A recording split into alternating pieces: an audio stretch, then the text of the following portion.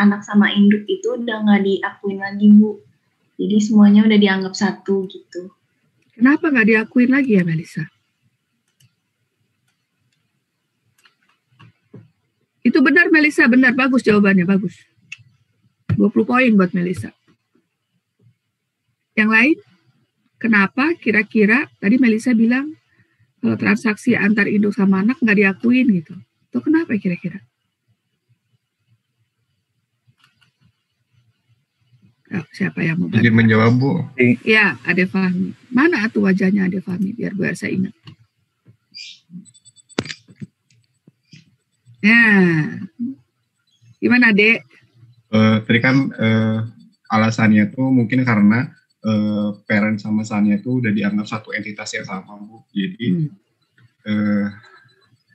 laporan keuangan anaknya harus dihilangkan. Satu kesatuan yang sama gitu, sama kayak kalau satu kesatuan yang sama kenapa emang? Berarti harus ada apa namanya? Dia harus ada satu laporan keuangan. Kalau memang kalau nggak dihilangin emang kenapa? Nanti kalau jadi double counting nggak sih, Bu? Jadi iya, jadi double counting. Bayangin kalau misalnya Ade Fahmi punya kakak nggak atau punya adik nggak? Punya, Bu. Ade Fahmi punya penjualan ke kakaknya nyatet penjualan gitu ya. Ade Fahmi mencatat pembelian. Nah, tapi nanti kan akan digabung ya laporan keuangannya. Jadinya 2 kali gitu ketika digabung gitu kan. Yeah. 2 kali transaksi. Jadinya kita eliminasi supaya terlihat dia itu sebagai satu kesatuan, satu entitas. Oke. Baik. Makasih ya Ade Fahmi 20 poin Ade Fahmi nih. Udah kelihatan PPT-nya Bu Elsa? Udah. Kelihatan. Ya, oke sih. Kita sekarang belajar konsolidasian ya. Ini nyambung dari bab 2, bab 3, bab 4 itu nyambung. Jadi kalau bisa kalian pahamin banget. Karena makin ke sana setelah bab 4 makin susah. Jadi kalau bab 1, 2, 3, 4-nya itu enggak firm, tidak dasarnya tidak kuat, itu nanti kalian akan susah gitu ke belakangnya ya. Jadi business acquisition itu terjadi kalau ini kegedeannya kurang gede. Nah, ini dikecilin. Nah,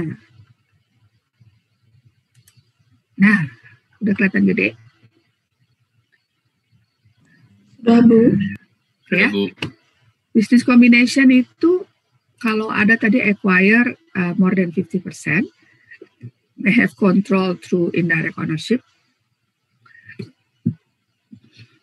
Maksudnya apa nih? May have control through indirect ownership. Ada yang tahu maksudnya apa nih? May have control through indirect ownership. Yo.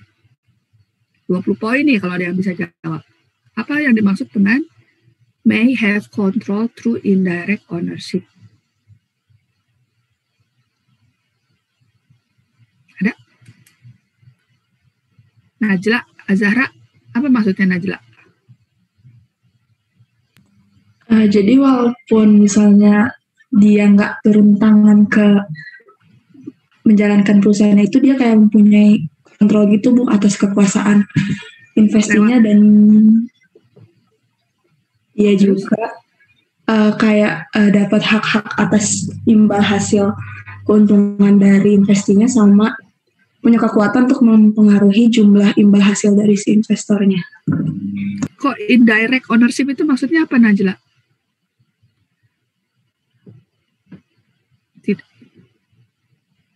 Dia memiliki tapi tidak langsung. Kok bisa ya memiliki tapi tidak langsung? Gimana kasusnya ya?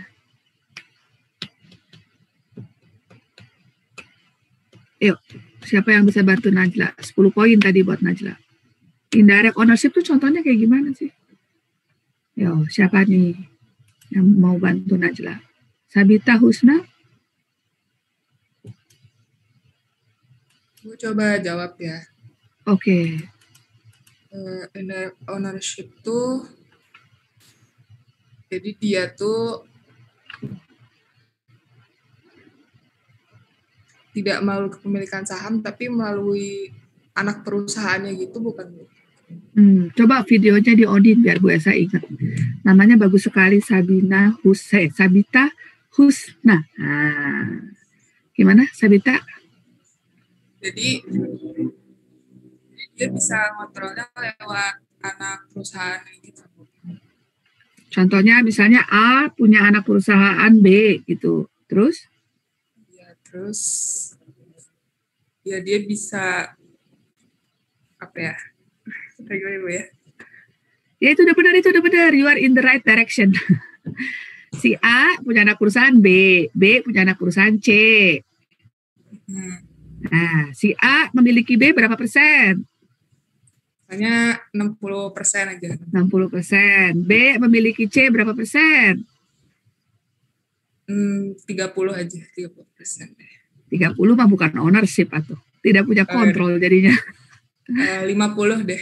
50. A memiliki B 60, B memiliki C 50. Nah, berarti kalau indirect ownership itu berarti A memiliki C ya melalui B gitu kan. A juga memiliki C melalui B gitu. Paling gampang misalnya A memiliki B 100%, B memiliki C 100%.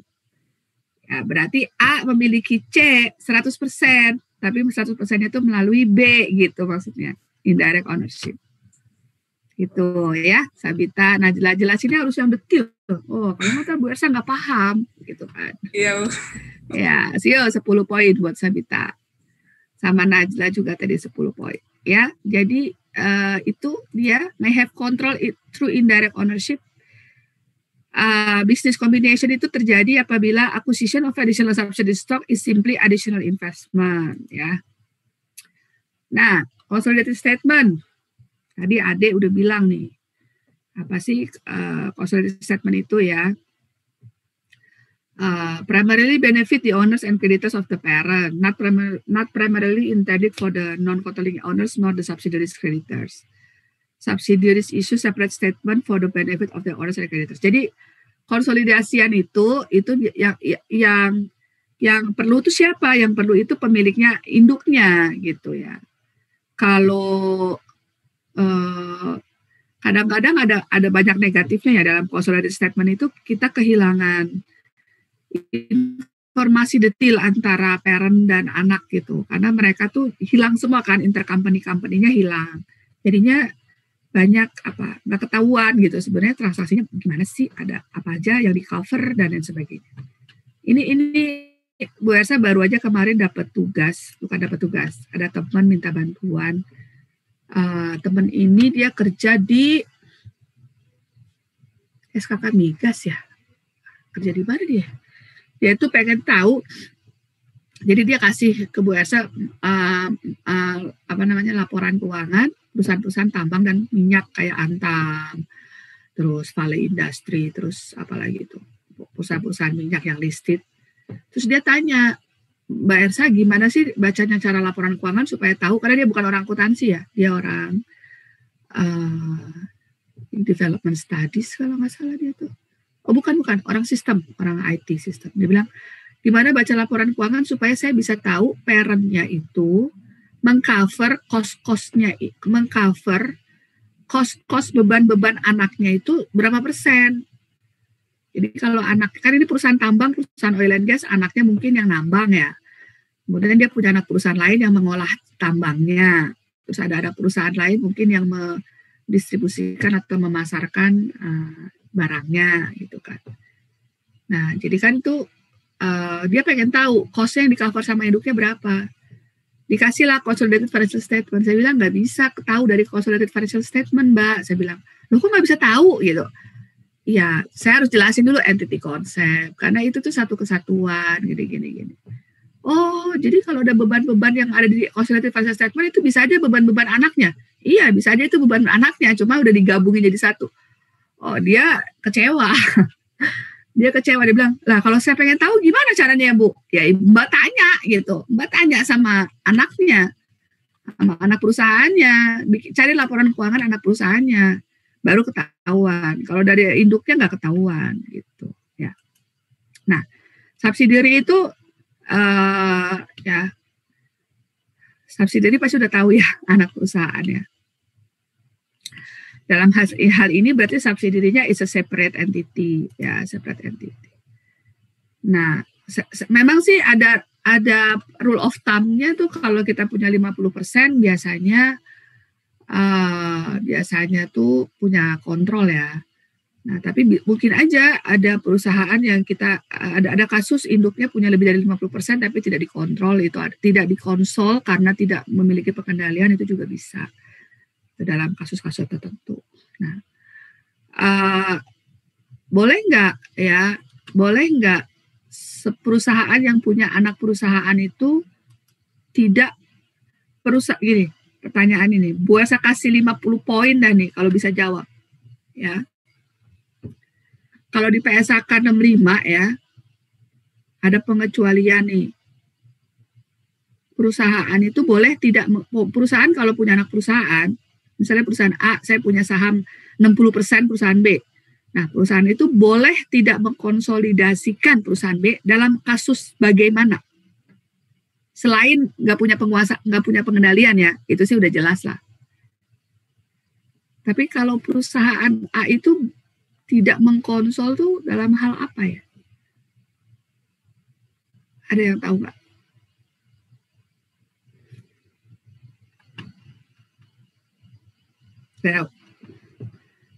Jadi perusahaan di dalam PSAK 65 itu ada pengecualian nih yang nggak ada di sini nih kayaknya nih. Di sini dia pakai American book ya. Di PSAK 65 itu kalau perusahaan A-nya itu investment company ya, itu dia boleh tidak mengkonsol. Investment company kayak gimana contohnya? Kayak perusahaan sekuritas gitu. Ya, perusahaan yang membuat perusahaan yang membeli saham itu untuk portofolio reksadana misalnya ya.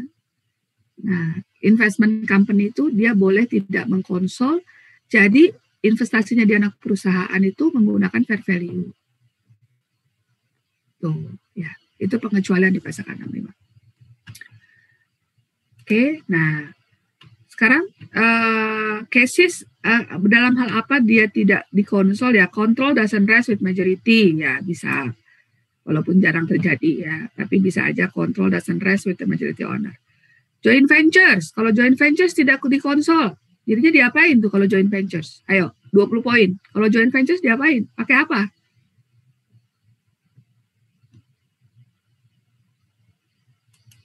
Ayo, halo? Sepi amat kelas ini nih, Bu Elsa jadi kesepian.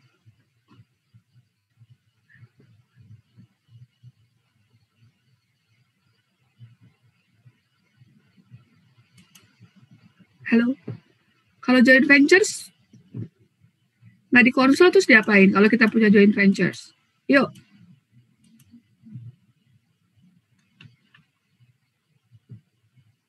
Siapa? Masa Bu Elsa panggilin terus namanya sih? Gimana kalian ini sebagai suatu kelas? Ya, Isro. Halo, Isro. Kamu masih di mute. Halo Ibu, maaf putus-putus ya. Saya koneksinya lagi. Itu tuh kalau dia join Ventura pakai PSAK 67 bukan sih Bu? Ya, terus PSAK 67 itu untuk menentukan apa? Akuntansinya pakai PSAK berapa? Cara mengakuntansi, cara menghitungnya. Itu betul jawabannya Isra, 67. 67 itu isinya apa? Tujuannya apa? Pakai PSAK 67. Itu pengungkapan kepentingan dalam entitas lain, Bu. Itu pengungkapannya. 67 itu tidak hanya untuk joint ventures, untuk semuanya, untuk associate, untuk semuanya. Ini gimana sih waktu pertemuan pertama udah saya jelasin sampai berbusa-busa di kalian semua. Joint ventures pakainya PSAK berapa?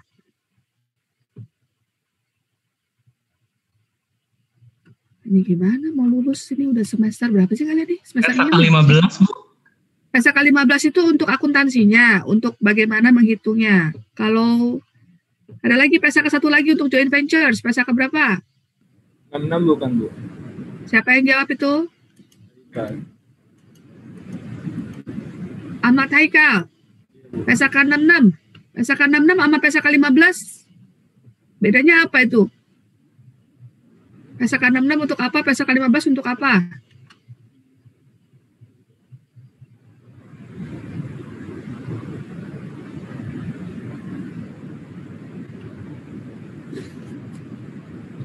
Ini apa Bu Elsa kalau jelasin apa didengerin apa enggak sih ya? Waktu pertemuan pertama banget deh Bu Elsa kasih daftar-daftar PSAK. Ingat gak? Pertemuan pertama PSAK ini loh yang nanti akan kita gunakan di mata kuliah ini. PSAK ini untuk ini, PSAK ini untuk ini gitu. Dibuka lagi dong slide-nya gitu, dipelajari. Jangan lewat-lewat aja yang dipelajari itu.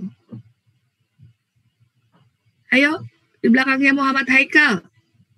Bedanya PSAK 16 sama PSAK 15. Kapan pakai PSAK 16, kapan pakai PSAK 15? Ibu mau coba jawab.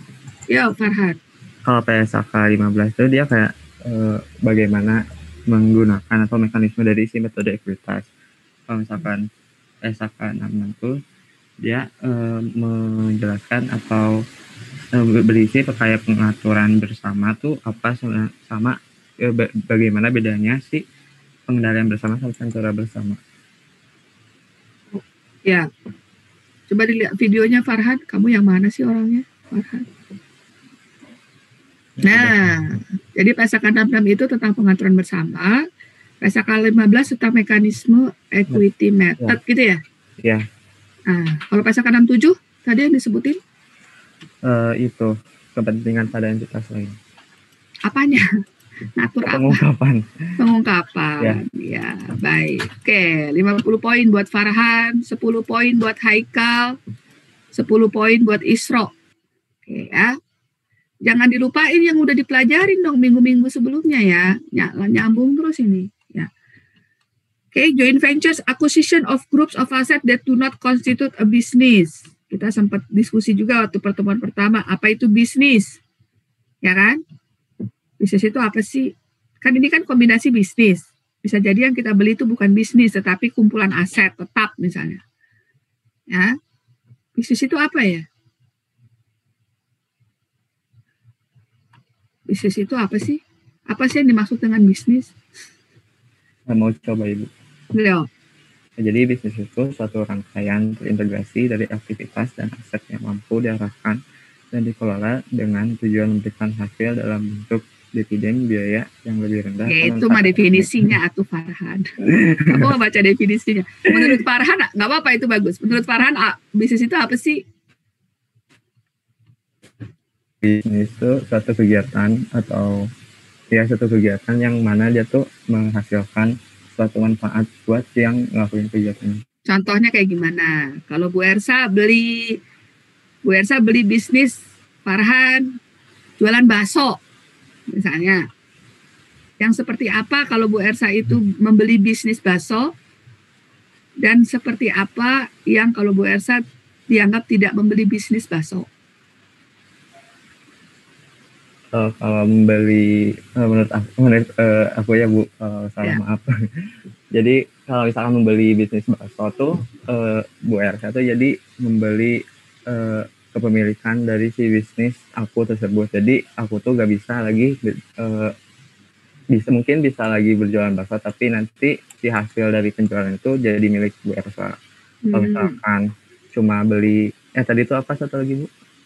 Kalau bukan membeli bisnis, tapi membeli group of asset. Kalau misalkan membeli group of asset, kayak mungkin beli cuma pelengkap peralatan dari si bisnis baksonya aja, tapi Bu Elsa tuh nanti jalanin bisnisnya tuh bisnis sama Bu Elsa sendiri aja gitu.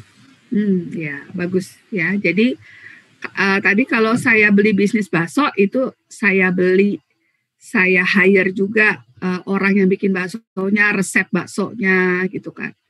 Sehingga bisnis itu bisa tetap berjalan. Kalau saya beli cuma gerobaknya doang, beli gerobak baksonya doang. Saya nggak beli resep baksonya, karena baksonya ini misalnya terkenal banget enak gitu ya. Ya kan, bikin bakso yang enak itu susah gampang. Bu Elsa juga bisa bikin bakso gitu. Dulu waktu kuliah di Manchester juga jualan bakso. Tapi maksudnya sampai yang terkenal gitu kayak bakso lapangan tembak atau bakso apa kan itu dia punya resepi ya, punya resep sendiri. Nah, kalau Bu Elsa bisa akuisisi resepnya, teknik-teknik bikin baksonya, gerobaknya, semuanya Bu Elsa bisa beli.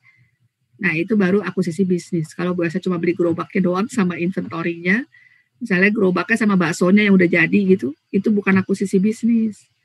Karena Bu Elsa tuh nggak beli proses ya, jadi ada proses, ada input, proses, output. Inputnya bakso apa? Daging, ya kan, tepung, sagu, itu inputnya. Prosesnya apa? Prosesnya cara membuatnya kan, resepnya gitu. Outputnya apa? Outputnya baksonya. Jadi kalau bisnis itu harus ada input, output, proses, output, input, proses, output. Ya. Kalau belum menghasilkan output, paling nggak input sama proses kita kuasai.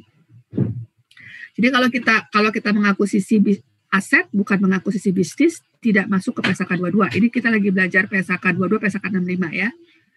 Kemudian combination between entities under common control. Ini masuk ke PSAK berapa nih? Ayo 10 poin. Combination between entities under common control. Restrukturisasi entitas pengendali PSAK berapa?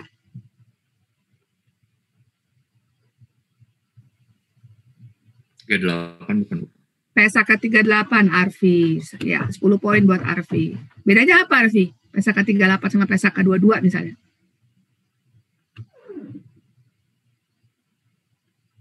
Sama nggak? Ada yang udah pernah baca PSAK 38? Kalau 38 dalam sebuah grup bukan sih Bu. Kalau 22 mah kan kepentingan. Kalau 22 kan untuk ya 38 mah dalam sebuah grup aja Bu.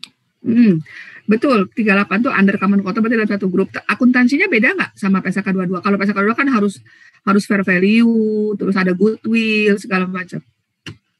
Kira-kira sama apa enggak? Kira-kira aja, kalau belum baca nggak apa-apa. Kayaknya beda sih Bu. Kayaknya beda. Kalau sama kenapa harus dibedain PSAK-nya gitu ya?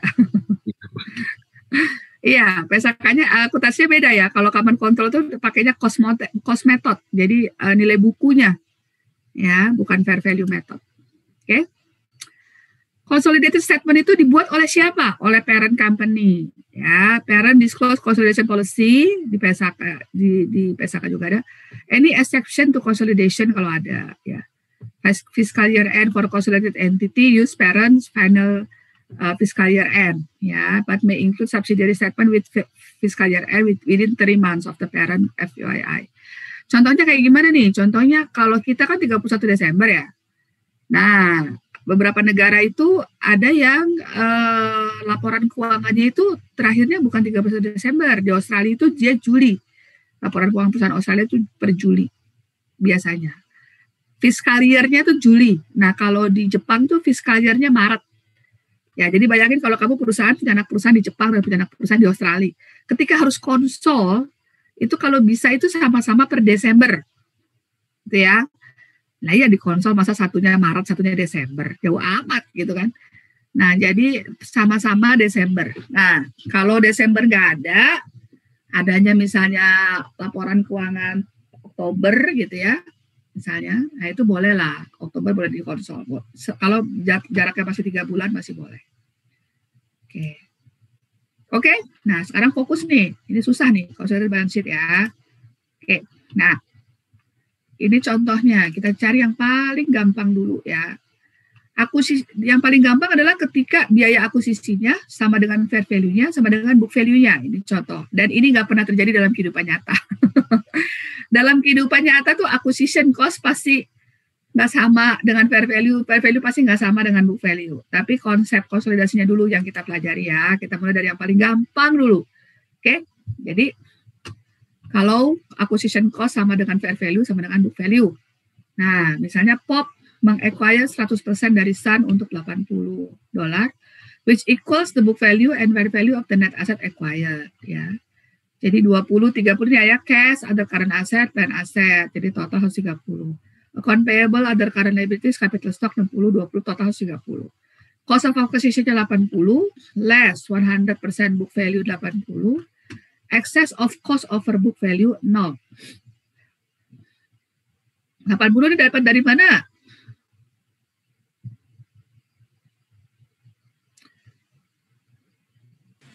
Itu net asset Bu. Gimana? 80 dapat dari mana, Farhan? Yang ini, yang book value 100%. Dari itu 60 sama 20. 60-20. 60-20 itu apa? Iya. Capital stock dan? Ya, sama return earning. Ya, capital stock dan return earning. Equity ya, equity. Nah, jadi 60, ini 80 dapat dari mana? Dari 60 tambah 20. Karena equity itu kan aset dikurangi liabilitas. Jadi net asset, value of net asset itu maksudnya value of equity gitu ya. Nah, to consolidate, eliminate POP's investment account and Sun's capital stock and return earning. Ya. Kalau ingin mengkonsolidasi itu, pertama kita mengeliminasi investment account, Sun capitals, and return earning. Nah, ya, ini di POP, ini ada dua nih, ini ada POP dan Sun, ada consolidated ya. Di laporan keuangannya POP, laporan keuangan individualnya POP ya, itu ada investment in Sun 80. Karena dulu ketika dia beli, dia investment in Sun, ada cash gitu kan, 80. Jadi ada muncul 80 di sini. Nah, sisonnya 0 gitu kan. Nah, kalau di konsol, investment in Sun-nya hilang. Kenapa? Karena nanti equity-nya sisonnya itu sudah kita konsolidasi. Kalau ini muncul lagi di sini 80, di sini ada muncul juga gitu ya. Itu nanti bisa double counting gitu. Ya. Jadi ini kan digabung-gabungin nih. 40 tambah 20 60, ya kan? 90 30 120. Kenapa yang 60 20-nya hilang juga? Ya karena ini asetnya Sisan udah masuk, rehabilitasi Sonnya udah masuk gitu kan. 80 Son ini kan terdiri dari aset dikurangi liabilities gitu. Kalau aset liabilitas Sonnya udah masuk ke parent, ya ininya nggak usah ada lagi. Kalau ada lagi ya double dong ya. Jadinya gede banget gitu kan. Nggak balance nanti. Ya. Nah, jadi gabung-gabungin aja kayak gini. Yang ini hilang, 60-20 dengan 80 hilang. Gitu. Cukup jelas sampai sini? Cukup jelas ya. Nah, gampang ya. Sampai sini gampang nih. Digabung-gabungin aja. Ya, acquisition itu, konsolidasi itu nggak susah gitu. Ya. Susahnya tuh kalau udah banyak kasus-kasusnya. Oke. Kalau konsepnya nggak susah. Nah, cost, fair value, dan book value itu bisa berbeda-beda. Nah, allocate excess or deficiency of cost over book value and determine goodwill ya kan harusnya kayak gitu ya. Jadi fair value kita ada goodwill. Kalau book value lebih sama dengan fair value ya. Kalau cost lebih besar daripada book value ada goodwill. Kalau cost lebih kecil dari book value ada bargain purchase, ada gain gitu ya. Nah, kalau ada perbedaan antara book value dan fair value, maka kita masukkan ke dalam specific asset dan liabilities. Misalnya undervalued of overvalued inventories, plan asset, gitu kan. Terus ada juga mungkin unrecorded asset ya, paten yang nggak ada di neracanya acquiry gitu ya, tetapi kemudian sebenarnya ada patennya. Nah itu berarti dimunculin gitu patennya, diadain angkanya. Ya. Oke. Nah, ini contohnya nih. Ya, VB acquire 100% dari Stone. Ini kasusnya book value tidak sama dengan fair value, tetapi cost sama dengan fair value, ya. Jadi nggak ada goodwill nih di sini nih. Nggak ada goodwill, no, karena cost-nya lebih sama dengan fair value. Jadi VB meng-acquire 100% dari Stone 310. Nah, padahal book value equity-nya 245. Dari mana? Dari capital stock tambah return earning 245. Fair value-nya seharusnya, ya kan, 385 dikurangi 75. Nah, 75 dari mana nih? Dari sini nih fair value-nya nih ya. 385 dikurangi liabilities 75. Ya. Nah, kemudian cost dikurangi fair value ya. Sama nih, cost-nya 310, 310. Berarti cost-nya 310, fair value-nya 310. Jadi goodwill-nya 0.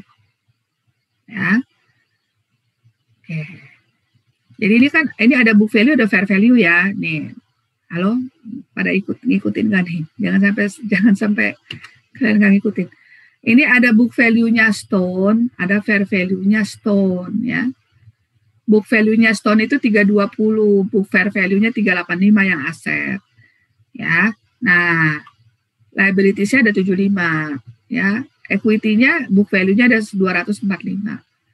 Jadi dia beli harga 310, dia beli ya, padahal book value-nya 245. Kenapa? Karena banyak asetnya si Stone itu yang fair value-nya lebih tinggi. Maka dia belinya itu sesuai dengan nilai wajar. Tuh, ya. Nah, nilai wajarnya sama nggak? Sama. Dari berapa total aset 385 dikurangi 75. Jadinya 310. Jadi yang dia beli itu benar-benar nilai wajarnya. Jadi goodwill-nya 0. Nah, cost-nya 310 ya. Book value-nya 245. Berarti ada sisa 65. Sisa 65 ini dibawa karena kenapa sih sisa 65? Oh, ada inventory nih. Inventory-nya ternyata dia terlalu kecil ya. Ya, inventory-nya ternyata nilai wajarnya sekarang udah 75, berarti udah beda 25 nih. Ya. Terus ternyata plan, apa tuh aset tetapnya? Aset tetapnya ternyata book value-nya kekecilan gitu. Nilai wajarnya ternyata lebih gede gitu. Jadi di sini beda 40, di sini beda 25. Jadi total itu 65 gitu ya. Cukup jelas sampai sini? Nah. Oke. Nah, kemudian berarti jurnalnya gimana? Jurnalnya elimination worksheet entry-nya, capital stock pada return earning, karena kan harus dieliminasi, investment in Stone dieliminasi. Ya. Terus kita tambahin inventory tambah plan asset. Tambahin sisanya tadi 25 dan 40. Kalau dia itu yang pertama, nggak ada inventory sama plan assetnya, berarti cuma capital stock return earning pada investment in Stone, cuma gitu doang. Ya. Yang pertama kasus SON tadi. Kalau yang ini ada tambahan inventory sama plan disesuaikan dengan nilai wajarnya. Oke. Nah, sekarang kalau ada goodwill gimana? Nah, misalnya Petra require 100% semi for 530. Ini book value-nya semi, ini fair value-nya semi gitu ya. Beda nih. Book value-nya berapa sih? Book value-nya 440. Dari mana 440? Dari 250 ditambah 190 nih yang kuning ya. Fair value-nya berapa? Fair value-nya 580 dikurangi 85 ini. 495. Cost-nya berapa cost-nya? Cost-nya itu tadi ya 530 dikurangi fair value-nya berapa? 495. Berarti ada goodwill nih, 35 goodwill. Nah, excess cost over book value-nya berapa? 530 dikurangi 440 sama dengan 90. 90 itu sisa ya, sisa antara yang kita keluarkan dengan 100% book value-nya. Nah, jadinya kita apa ini? Coba kita lihat. Kok banyak banget nih 90 nih, gimana sih nih ya? Oh, ternyata ada aset tetap nih. Dari 130 jadi 190. Liabilities dari 80 jadi 85. 130 ke 190 berapa nambahnya nih? Ya. 70 dikurangi 5, 75. Masih ada goodwill 15 berarti. Goodwill 35 nih ya, dicek ya. Berarti kan nih, capital stock 250, return earning 190, plan aset 60 ya, bukan 70, saya salah tadi. 190 dikurangi 130. Nah, 60. Goodwill-nya 35, dari mana 35? Ya, dari tadi nih yang ini nih. Cost ya dikurangi fair value, cost-nya 530 dikurangi 495 ya, jadinya goodwill-nya 35. Oke. Liabilities-nya 5 ya, investment in semi 530. Cukup jelas sampai sini? Kalau bargain purchase Kalau bargain purchase berarti yang kita bayarin lebih rendah daripada fair value dari anak perusahaannya. Ya, ini bargain purchase nih. Ini si Sun. Sun ini punya book value-nya segini, punya fair value-nya sebelah kanan ya. Nah, si Prime itu mengakuisisi Sun 100% di angka 185. 185. Book value-nya berapa? 75 tambah 105, 180. Equity-nya 180. Fair value-nya lebih gede lagi, 250 kurangi 40, 210. Tapi kita bayar hanya 185, berarti kita tuh dapat diskon gitu ya. Dapat diskon berapa? Dapat diskon minus 25. Artinya apa nih diskon ini? Kita dapat keuntungan. Gain on bargain purchase. Ya, gimana jurnalnya? Gampang ini mah jurnalnya. Investment in Sun 210, gain on bargain purchase 25, ya. Dan cash 185. Cukup jelas sampai sini? Ada pertanyaan? Mana yang nggak jelas?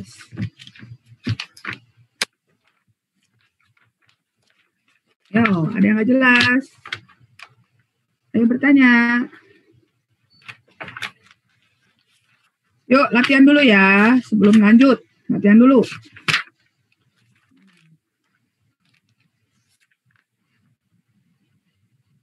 Ini udah langsung consolidation ya. Soal-soal.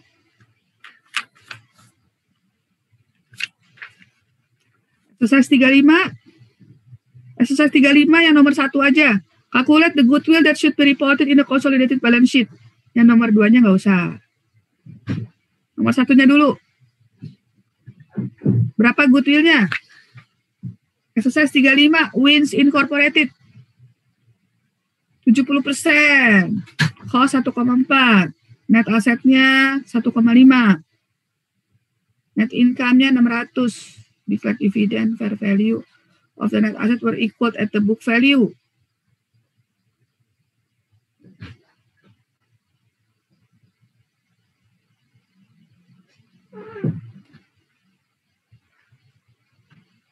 Desember 31.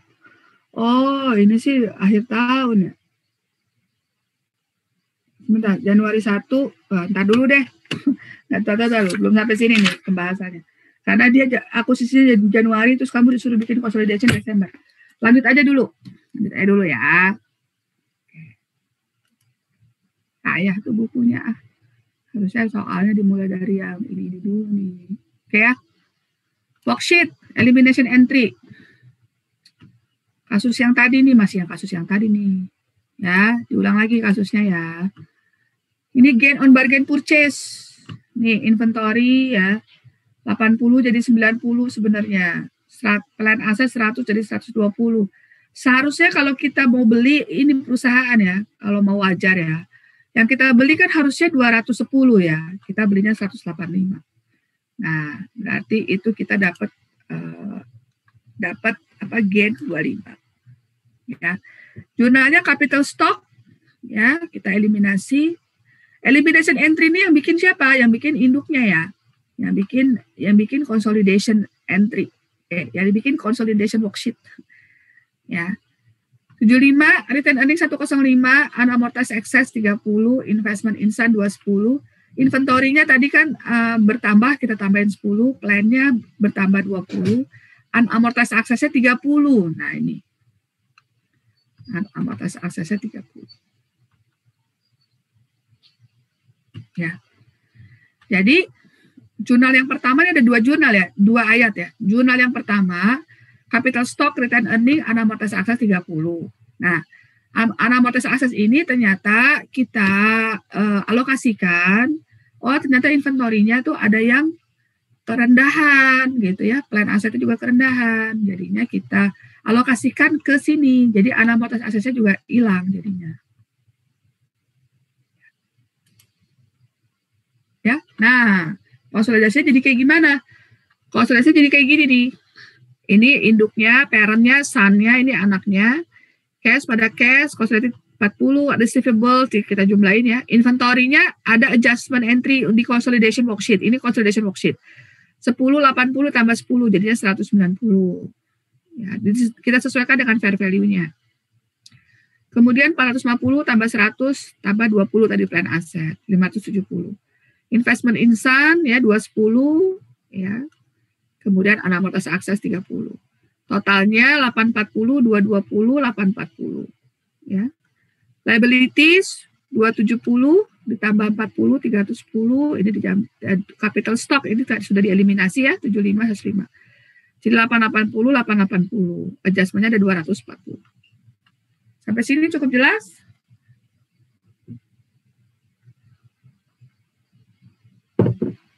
Cukup jelas, Ibu.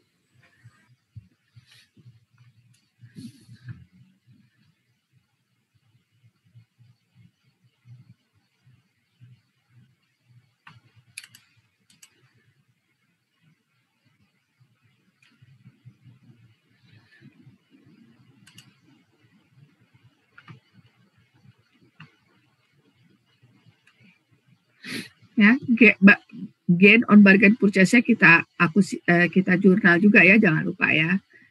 Kemudian baru elimination-nya nih. Nah, unamortized excess.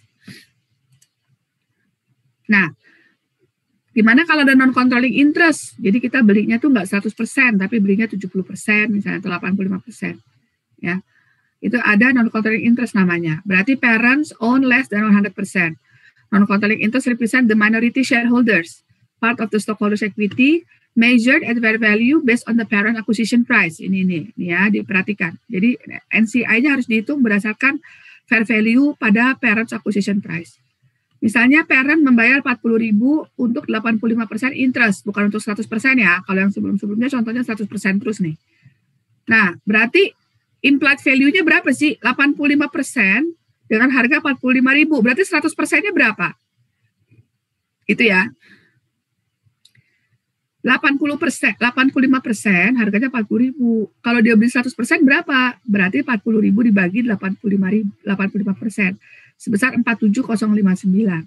Kalau dia beli 100%, itu dia bayarnya 47.059.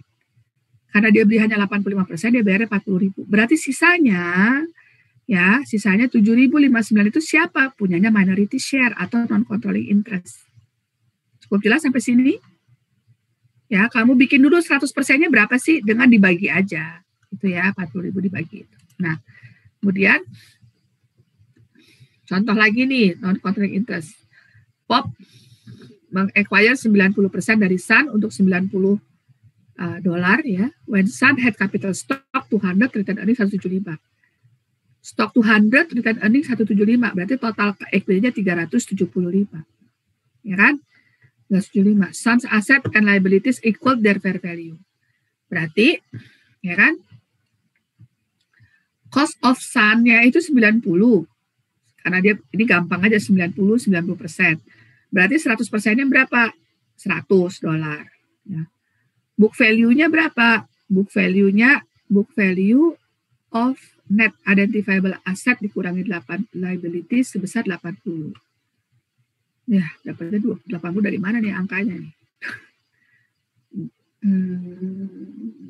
Oh iya.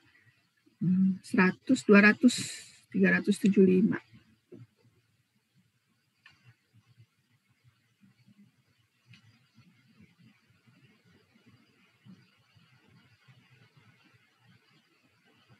Sun asset and liabilities equal their fair value.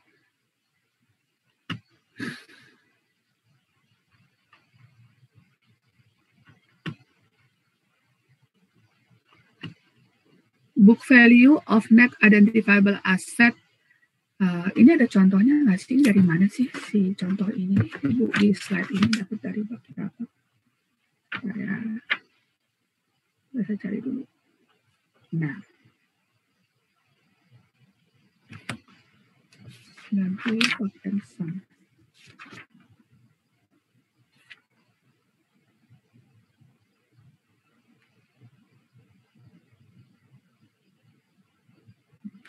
Coba kalian buka buku BIMS-nya halaman 91.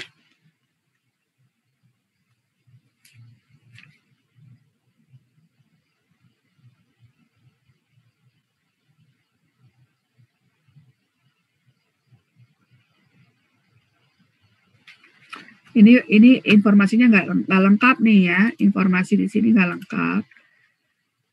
Lengkapnya ada di buku halaman 90 dan 91. Nah, ya. Dibaca dulu coba 90 sampai 91. We can assume that acquisition is an arm's length transaction. OPS 90. Jadi angka 80 itu udah given ya di buku 90, di halaman 90-91 ada penjelasannya ini 80 dapat dari mana gitu. Ya. In this case the excess of total fair value over book value of Sun net identifiable asset liability adalah 20 and there is non-controlling interest of 10,000. Oke, di 80 ini ya diketahui di halaman 90 dan 91 itu goodwill-nya 20. Nah, kalau goodwill-nya 20 berarti jurnalnya gimana? Jurnal ini ada di halaman 90 ya di buku ya. Capital stock 60, return earning 20, goodwill 20 ya, debit semua. Investment in Sun 90, NCI-nya 10. Oke. Ya, seperti ini konsolidasinya ada di halaman 91. Ini konsolidasi setelah business combination ya. Jadi jadi setelah business combination Januari tanggal 1 langsung dia bikin konsolidasinya. Itu. Konsolidasinya setahun lagi tentu berbeda karena setahun lagi kan sudah ada anaknya sudah ada punya profit gitu kan. Kalau ini konsolidasi setelah dilakukannya kombinasi bisnis right away gitu. Ya, ini untuk liability sama untuk kalian buka aja halaman 91 deh. Jangan lihat di slide karena di slide ini kepotong ya. Halaman 91 ini satu worksheet sendiri aset dan liabilities. Cukup jelas? Ya. Itu sudah dikasih kode ya adjusting entry-nya A20 60, 20. Kreditnya 100. Eliminasi instruksinya cuma 1. Nah. Kemudian kalau di sini gimana kalau konsolidasinya setahun kemudian gitu misalnya. Konsolidasi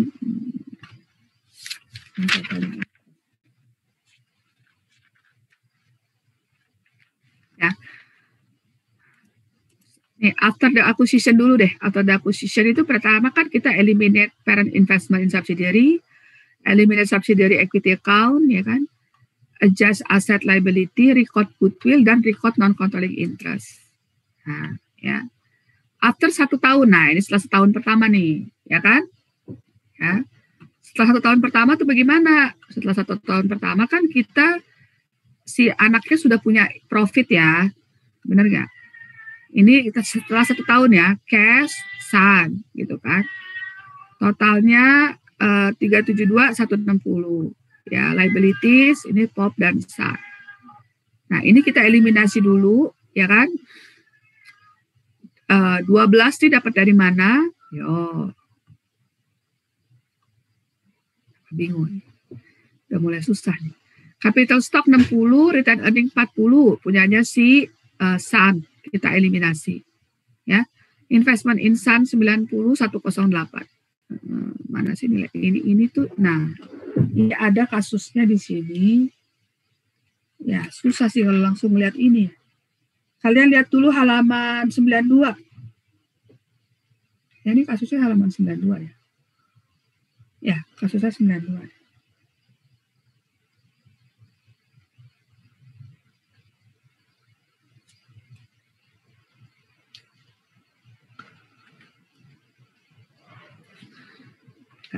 Soalnya nggak lengkap begini di slide. Goblok banget yang bikin slide-nya. Nih, soalnya ada di halaman 92 dan 93 ya. Nah, kita baca dulu deh, 92 sama 93. Halaman 92 di bawah tuh ada balance sheet 1 year after acquisition. Lihat semua, POP dan Sun-nya. Udah dapet semua, halaman 92, 93 di buku. Ini Bu Esa pakai hak. Sama nggak kalau di e-booknya halamannya? E-book suka beda halamannya. Sama, Bu. Sama, Bu. Sama ya. Nah, terus ada penjelasan. POP acquired 90% interest in Sun for 90,000 when Sun stockholders equity 80.000. Sun stockholders equity 80.000. Si exhibit 34. Exhibit 34 sebelumnya. Oke. The account payable of Sun include 10,000 owed to POP. Nah, account payable-nya Sun ada 10.000 dia utang ke POP. During 2016, Sun had income 40,000 and declared 20,000 in dividend. Ya. Nah, pertama, adik-adik ya, kalau soal kayak gini ya, kita hitung dulu investment in Sun pada induknya, hitung dulu pakai equity method. Investasi di Sun itu berapa sih sekarang? Nah, di halaman 93 tuh original investment-nya 90.000 ditambah 90% net income ya dari 40.000, 90% dari 40.000 36.000 dikurangi dividen 18.000. Jadi investasinya udah 108. Dari mana 108? Karena ini udah setahun kemudian gitu kan. Ya. Nah, udah setahun kemudian. Dulunya belinya berapa? Dulunya beli 90.000 dulunya beli investment insanya pertama kali itu 90.000 tanggal 1 Januari. Ketika 1 tahun kemudian ya enggak 90.000 dong, bener nggak? Harusnya nambah. Nambahnya berapa? Tadi 90.000 ditambah 36.000 dikurangi dividen 18.000. 108. Jadi investasi kita sudah 108.000. Ya.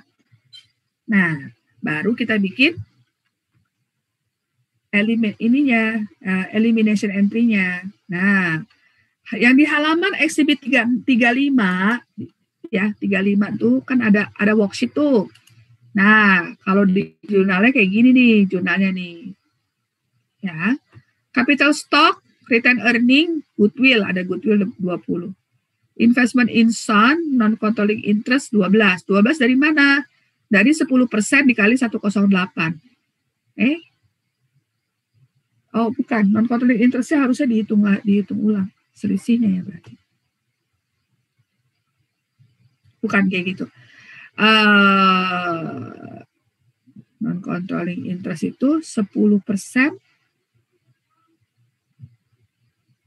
dikali 160, dia dapat berapa dividennya? 20.000. 160 kali 20.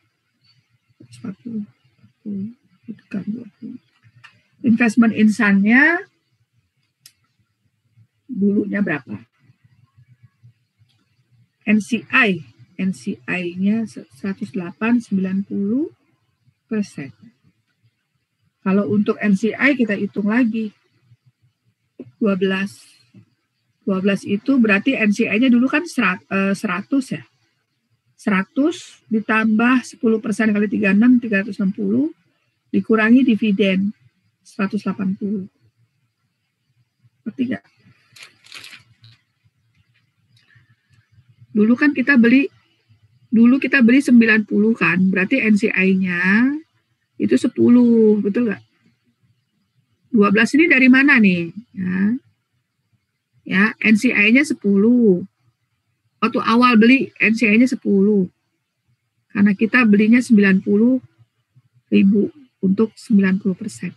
10 ditambah dividen 10% ditambah net income 10% dari 44 dikurangi dividen 10% dari 20.000 2 sama dengan 12. Cukup jelas gak? 12 ini dapat dari mana, cukup jelas nggak? Jelas, Bu. Jelas, Bu. Ya. Jadi kamu hitung equity method, pakai metode equity method, tapi untuk NCI gitu.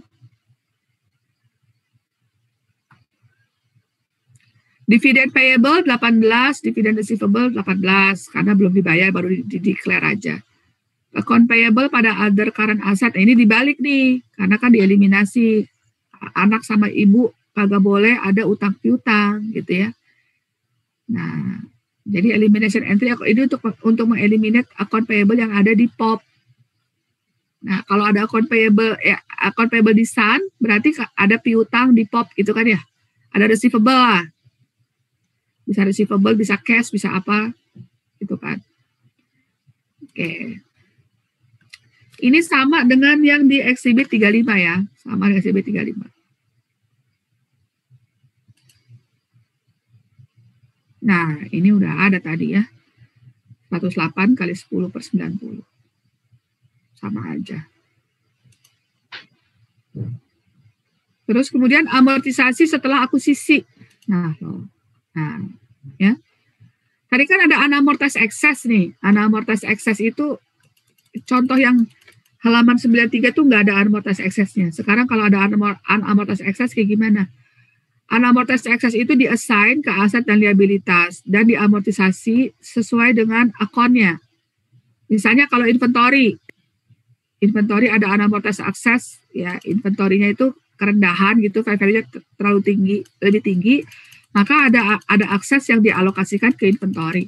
Biasanya inventory setelah setahun itu udah hilang karena inventory udah kejual gitu kan. Maka amortisasinya kalau untuk inventory dan current asset cuma setahun. Ya. Nah, berpengaruhnya kemana nih? Ke cost of sales and other expense. Building itu biasanya ya ketika kita akuisisi building sisa berapa gitu kan, masih sisa 10 tahun lagi ya, berarti diamortisasikan 10 tahun gitu ya. Dampaknya ke income statement account, ke depreciation and amortization.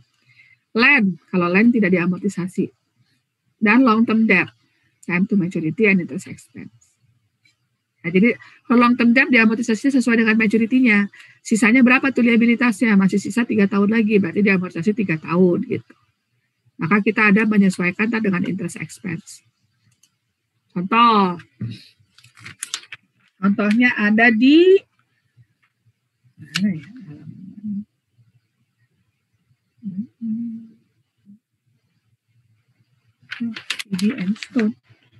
PBM Stone ada 8 ya?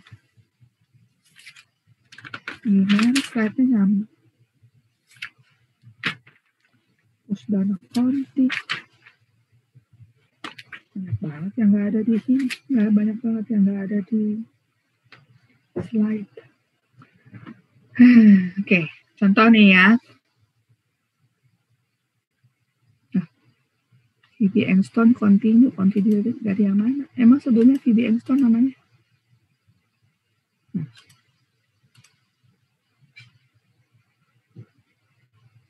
Cost allocate.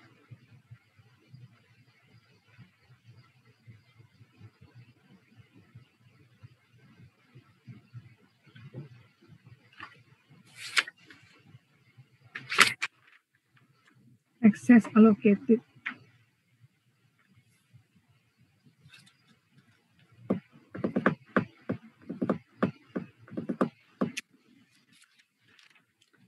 Jangan pakai slide deh, saya jelasin pakai buku aja ya. Susah nih online begini, slide-nya nggak jelas.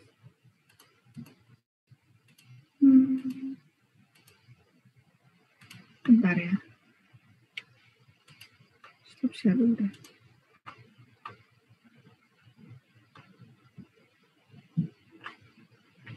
Coba kalian kerjain dulu tadi yang exercise tadi, kayaknya udah bisa nih. Yang exercise tadi udah boleh saya jelasin ya. Exercise berapa tadi? Exercise 35, consolidated balance sheet after acquisition. Ini 1 tahun setelah acquisition. Yuk. Dikerjain dulu exercise 35-nya. Di Excel, ngerjainnya di Excel. Nanti Bu Elsa minta untuk share screen. Kerjainnya di Excel sekarang. Jangan di kertas. Buka Excel-nya.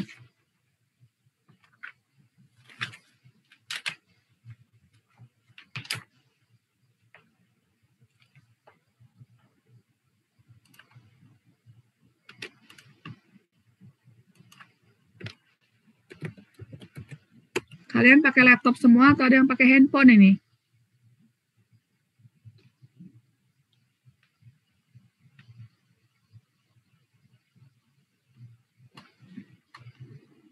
Laptop, Bu. Laptop ya, oke.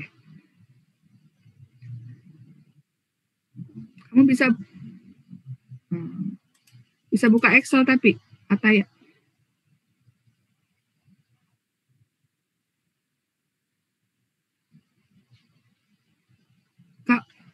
PDF-nya nggak ada gitu maksudnya? Oh ya, oke. Ya, boleh di kertas.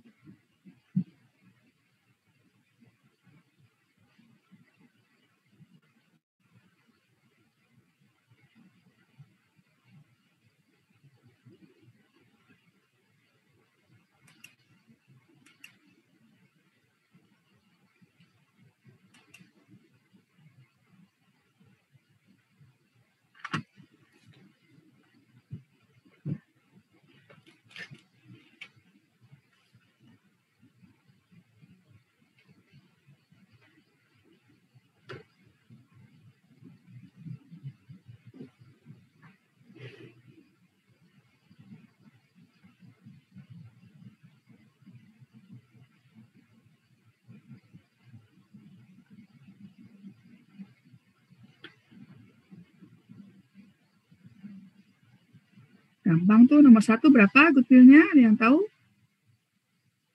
Ada yang sudah? 50.000 bukan, Bu? 110, Bu. Hah? 10? Gimana? 50.000 bukan, Bu? 50.000. Siapa yang jawab 50.000 itu? Dari mana 50.000?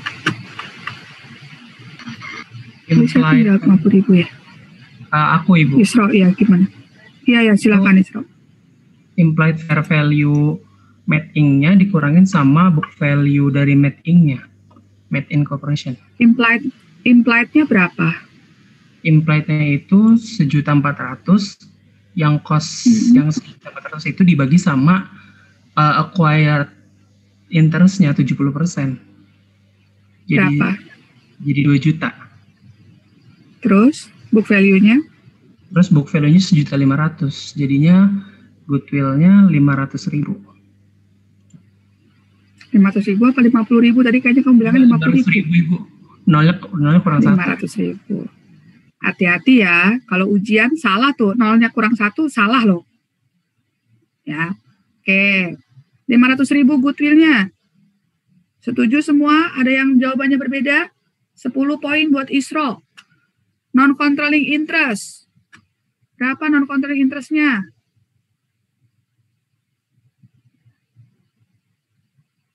Rp600.000 kan?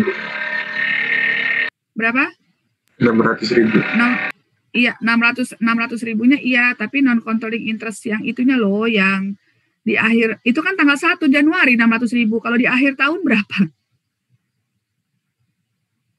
Yang ditanyain non-controlling interest 31 Desember, bukan 1 Januari. Tadi siapa yang jawab ya? Muhammad? Ibu, non-controlling interest-nya 483.000 bukan? 483.000 dari mana? Ayo dijelasin. Siapa yang jawab nih? Farhan. Farhan, dari mana Farhan? Coba. Jadi investment balance dari tahun 2016 yang Desembernya itu dia 1.610.000. Terus karena dia nge-acquire-nya 70%, jadi sisanya kan 30% tuh non-controlling interest. Jadi aku ngali 30% dari investment balance-nya.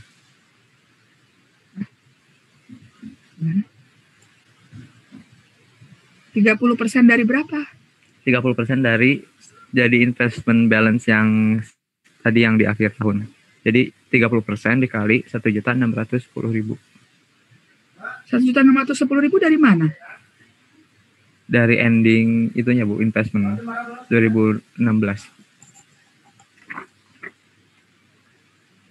Ending investment? 2014 maaf Bu.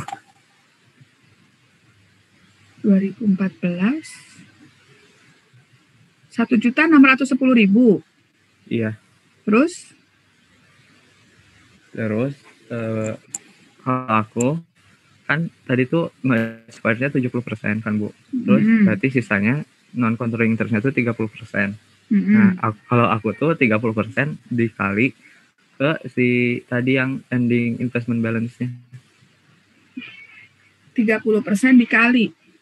Iya. Padahal 1610 itu kan 70%, bukan 100% kan? Oh iya. Ketiga.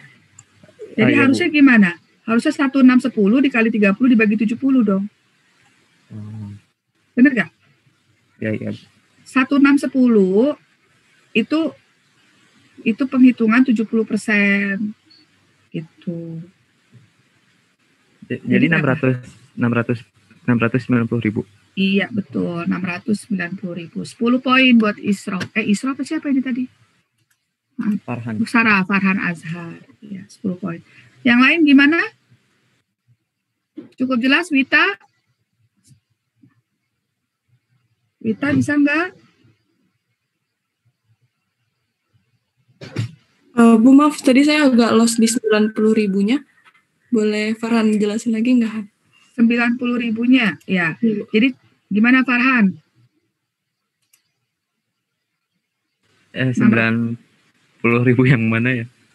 Nggak, jelasin lagi aja Farhan gimana. Jadi kita kan mau mencari NCI per Desember 31 ya.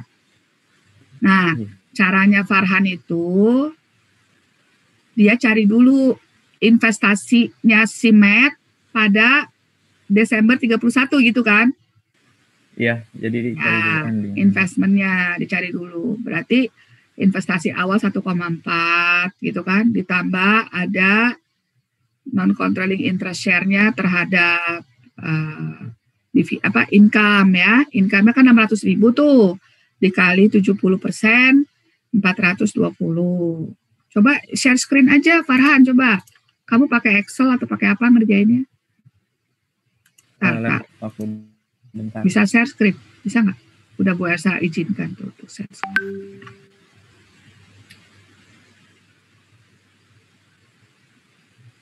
Udah kelihatan belum Bu? Bentar, lagi on the way. Nah, nih. Mana ceritain nih. Original inventory-nya 1,4. Iya. Terus ini ada income-nya. Tapi kan dia 70%. Jadi 70% dikali dengan income tahun tersebut tuh Ya. Jadi dapat 420.000. Terus dia juga bagiin dividen kan. Jadi karena ada dividen dia mengurangi investasinya. Sama kayak porsinya 70%. Terus ini tuh dari original ditambah income dikurangi dividen, dapat hasilnya segini.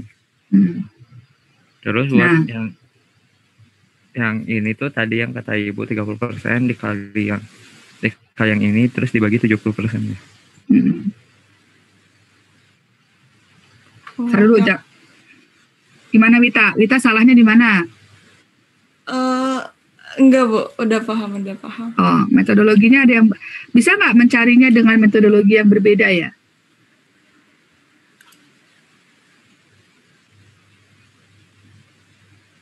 Bisa Ibu.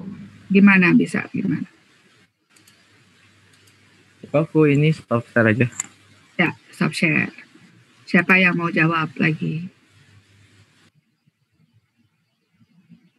Tadi yang bilang bisa siapa ya?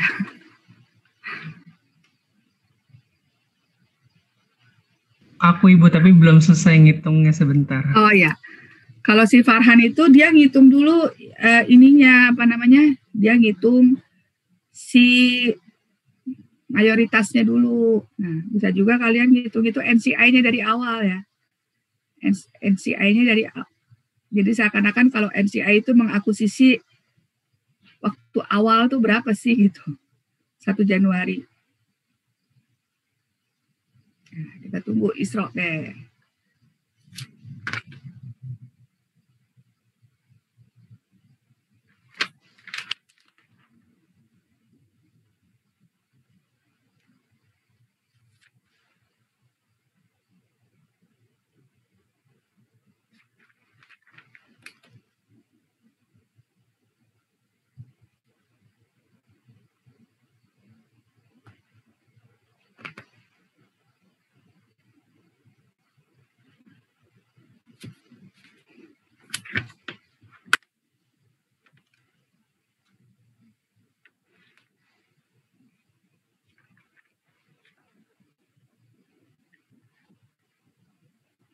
Yang lain gimana? Fawas? Fawas bisa mengikuti Fawas? Paham Bu, paham. Fawas kayaknya lagi masih di jalan. Astari? Bisa mengikuti Astari? Bisa Ibu. Ibu aku mau izin share screen. Yuk share screen, silakan Isra. Udah kelihatan belum? Oke.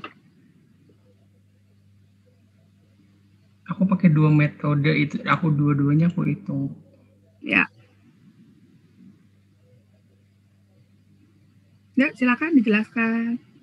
Oh, kalau yang metode yang aku pakai itu, yang keduanya, kan yang pertama itu dihitung dulu, dihitung dulu yang dari... Yang cara kedua sama dengan Farhan tadi ya?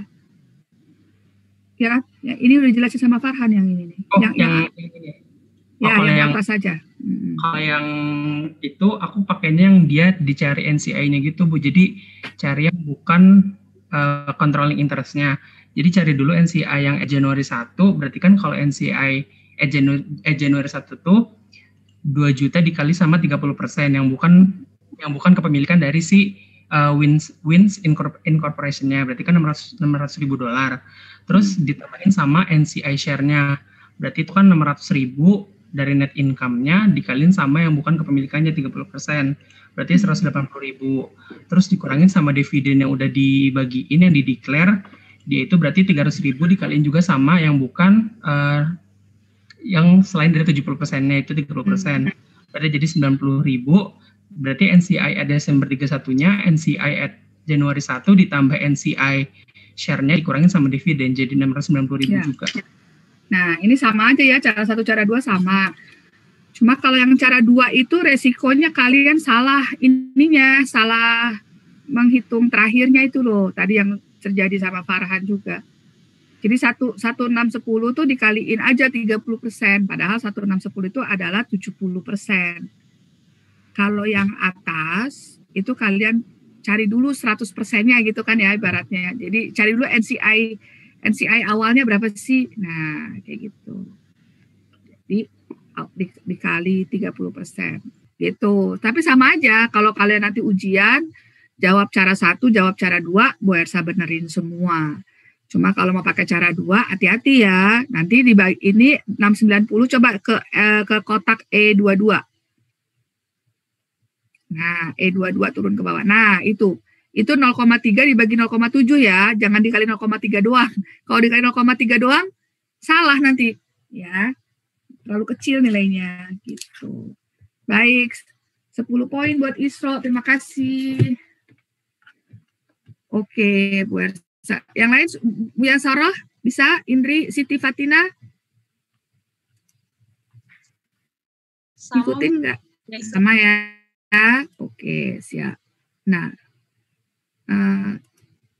sebentar ya, exercise.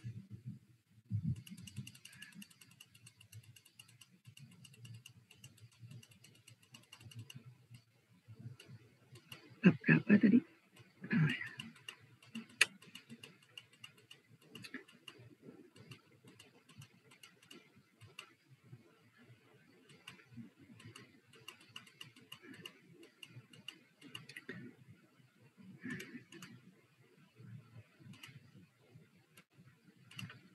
Ya, udah kelihatan PDF-nya? Udah, Bu. Ya. Pakai handphone kasihan nih, kecil banget jadinya ya. Kelihatan nggak kamu nih?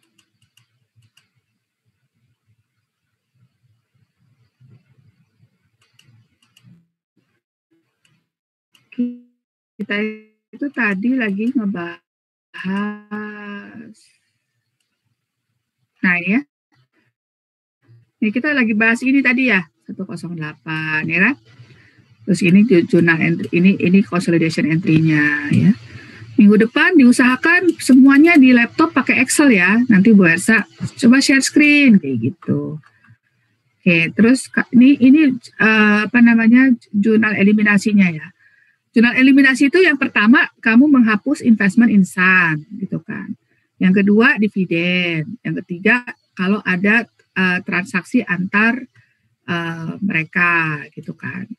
Tapi ini balance sheet account ya, account payable ya. Tadi kalau transaksi penjualan segala macam nanti ada lagi.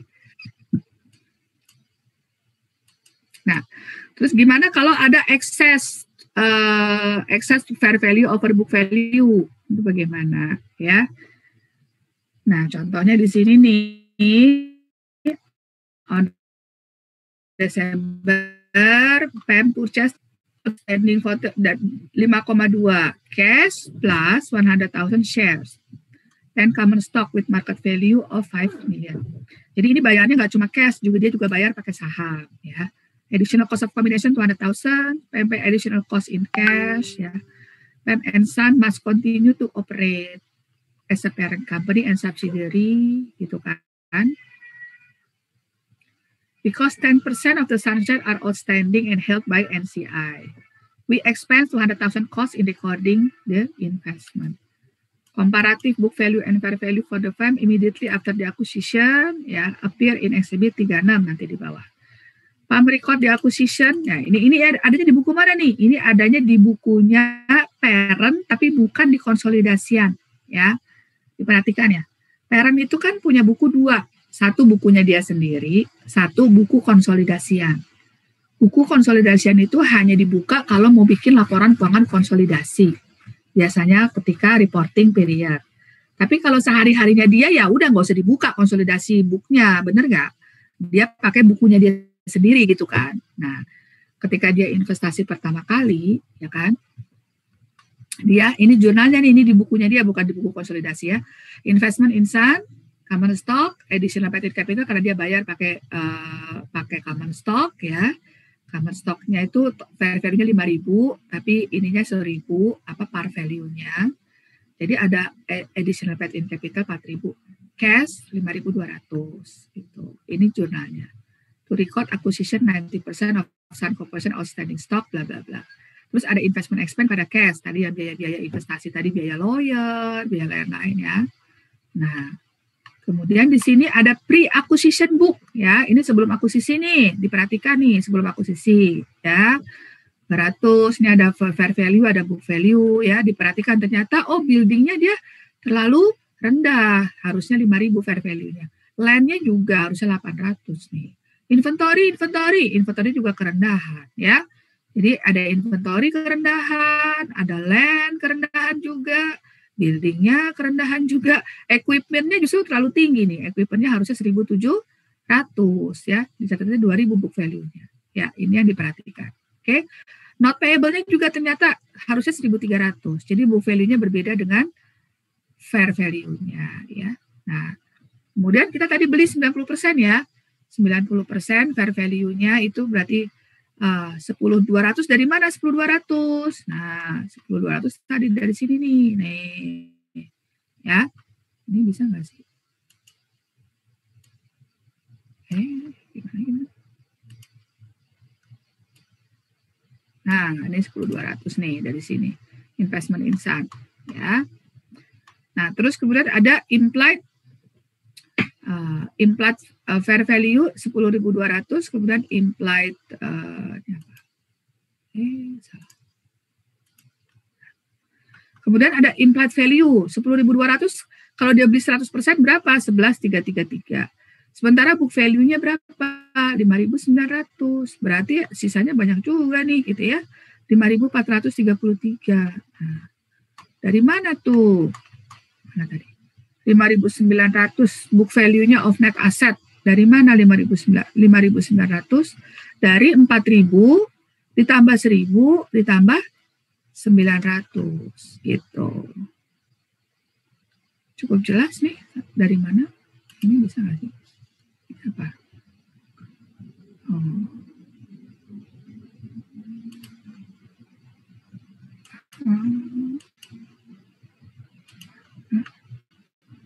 Salah. Ini sign. Salah. Ya, jadi dari 4.000. Gimana ngilangin ini?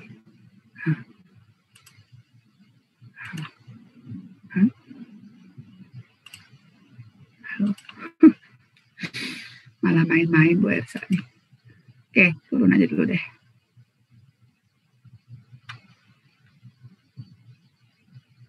Close. Ya. 5.900. Jadi total excess segini. Nah, total excess ini dialokasikannya bagaimana? Inventories-nya ya. Kita alokasikan 100, 200, 1.000. Not payable-nya equipment gitu kan. Not payable-nya. Terus kemudian sisanya masih ada nggak nih? Sisanya masih ada ternyata gitu kan. Udah kita alokasikan 1.100, masih ada juga sisanya. Berarti 4.300 masuknya ke goodwill gitu. Masuknya ke goodwill. Nah, kan? Nah, terus ini setahun kemudian nih, kan 31 Desember ya kan? Nah, tadi berapa tuh? Ini 1 Januari ya.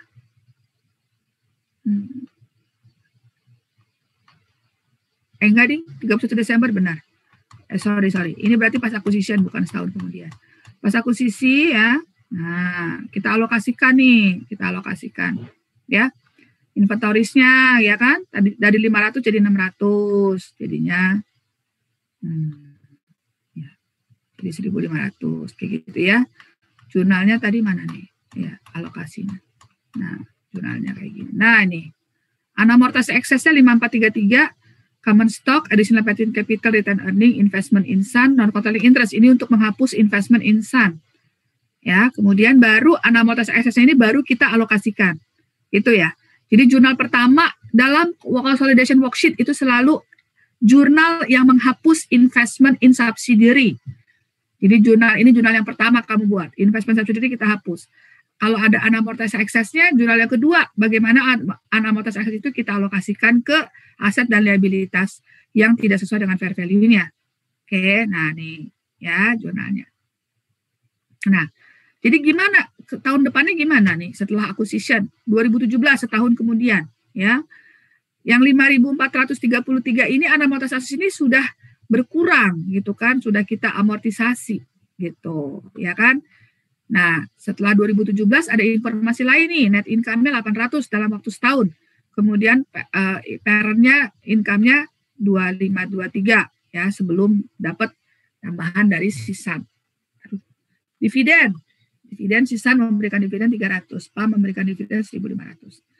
Nah, terus ada lagi informasinya, under value inventory sudah terjual 2017, under value land itu masih ada, under value building masih ada, masih useful life-nya 40 tahun dari Januari 1.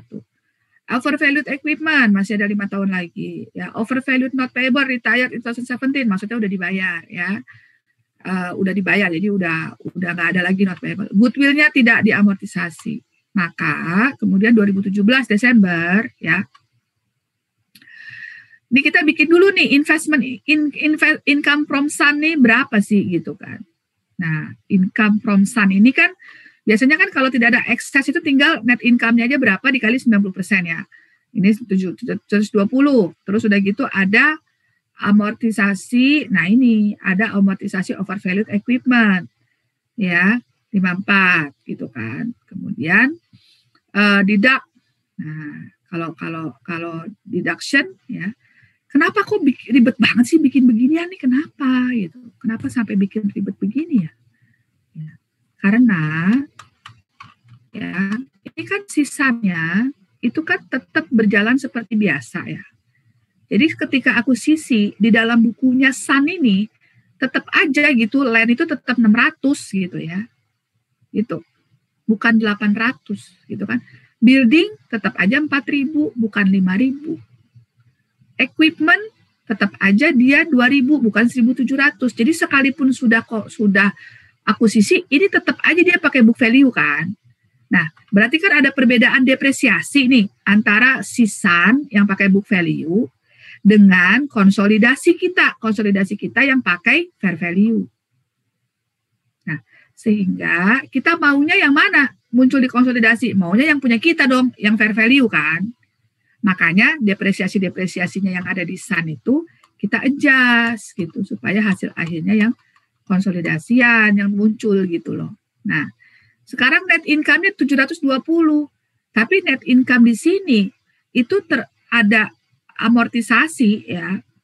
Di dalam 720 ini ada amortisasi untuk equipment di mana equipment-nya tadi 2.000.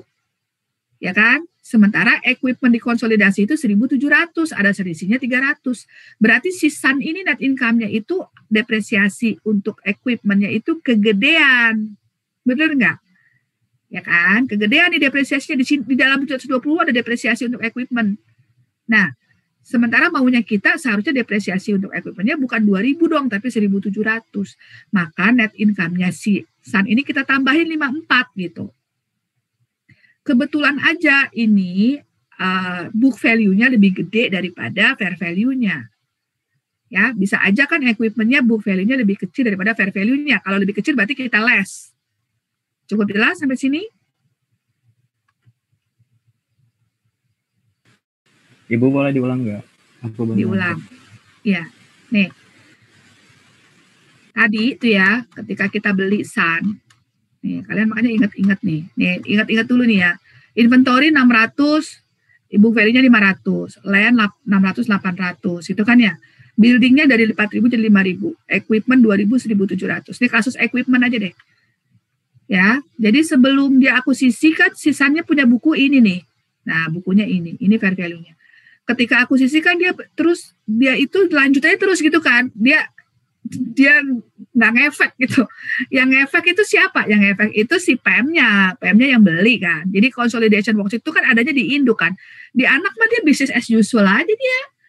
Ya, bukan berarti kemudian setelah dikonsolidasi dia terus nanti bukunya jadi berubah, di sini jadi 800, di sini jadi 5.000, nggak kayak gitu ya.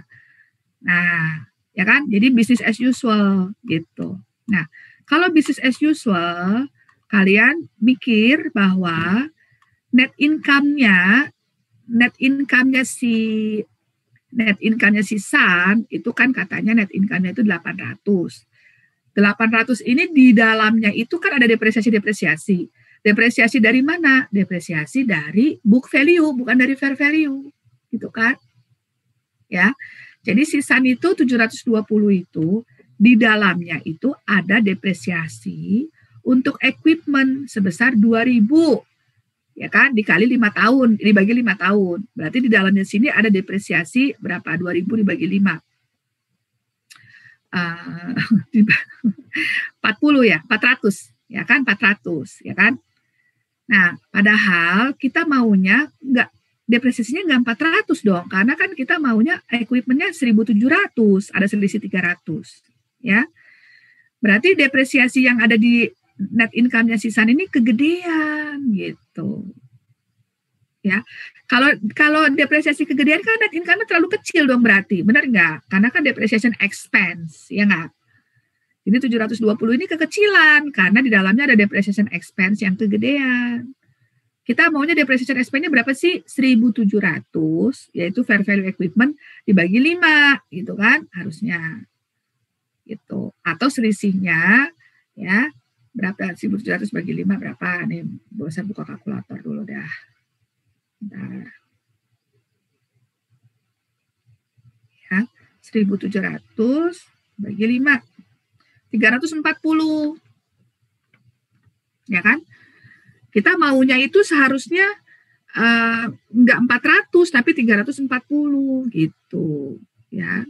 Di net income-nya Sisan itu mengandung depreciation expense yang nilai equipment 2.000 dibagi 5 tahun, 400. Sementara kita maunya depresiasinya itu seharusnya 340, 1.700 dibagi 5, 340. Jadi ada beda berapa? 400 dikurangi 300 berapa tadi? 1.700 dibagi 5. Ya kan? 340. Berarti 400 dikurangi 350. Ada selisihnya. Salah. 1.700 dibagi 5. 340. Berarti ada selisihnya 60. 400 dikurangi 340. Selisihnya 60 sebenarnya depresiasinya gitu loh. Ya, harusnya depresiasinya 340, dia sisanya depresiasinya 400. Nah, maka kok ada 54 dari mana? Ya karena kita cuma punya 90%. 90% dikali 60 tadi selisihnya, gitu kan? Jadinya 54. Jadi net income-nya Sisan itu kita tambahin lagi 54 gitu. Nah, ya kan? Nah, yang lainnya gimana nih? Yang lainnya inventory. Inventory ya, dia itu jual inventory. Kan udah terjual nih inventorinya, benar nggak? Yang dia jual berapa inventory? Nilai inventorinya. Nah, coba kita lihat lagi tadi. Nah, inventorinya itu yang terjual harganya 500 ya. Ya, inventory yang terjual harganya 500, COGS-nya 500, COGS. Padahal kita maunya inventory yang terjual itu harganya 600 bukan 500 gitu loh. Ya kan? Nah, berarti kalau Sisan itu menjual COGS 500 ya. Berarti kan si net income-nya dia ini net income 720 ini, 800 net income-nya kan ya, sebenarnya 800. Itu mengandung profit dari penjualan inventory dengan COGS nilainya berapa tadi? 500, ya kan? Padahal kita maunya inventory-nya itu dijual dengan harga 600 karena fair value 600 gitu. Maka net income-nya dia ini ya, kalau dibandingin sama yang kita mau ya, itu kegedean karena COGS-nya kekecilan. COGS-nya harusnya 600, dia jualnya 500 gitu kan. Nanti ya, revenue kurang COGS profit gitu kan. Nah, kalau dia COGS-nya 600 kan net income-nya lebih kecil dong dibandingin kalau dia COGS-nya 500. Makanya kita kurangin didak gitu, kita kurangin. Kalian jangan menghafal ya. Ini kalau kalian menghafal ini nggak ngerti nanti. Soalnya dirubah dikit kalian bingung. Ya, jangan dihafal. Oh, kalau inventory didak, jangan kayak gitu. Kalian pikirin logikanya kayak Bu Ersa tadi. Ya, nanti kalau ini kebetulan inventorinya dia itu fair value-nya lebih besar. Kalau fair value-nya lebih kecil inventorinya, ya kebalikannya, gitu kan? Berarti dia jual COGS-nya kayak gitu cara logikanya. Jadi dia itu dididak apa ditambahin gitu loh, ngerti gak? Ya, nah inventorinya ya. Inventorinya itu udah dijual 2017, tapi dijualnya itu dulu harganya 500 di 2017, sementara kita maunya COGS-nya 600. Berarti kita kurangi nih profitnya dengan 90.